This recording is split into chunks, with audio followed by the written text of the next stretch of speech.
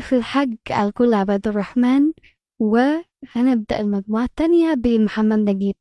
الصحف والمجلات وصور نادرة.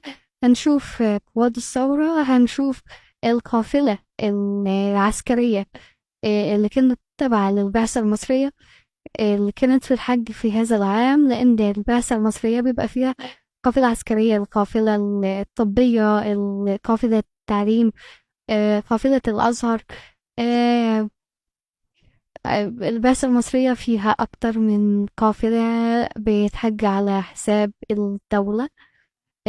هنبدأ بمحمد نجيب، وهنتابع مع كل اللي كانوا بيطلعوا على نفقة الدولة. والله متقبل، ربنا تقبل من الجميع طيب الأعمال، وكملوا معانا كده. في الفيديو ده خلص الكلام، سلام.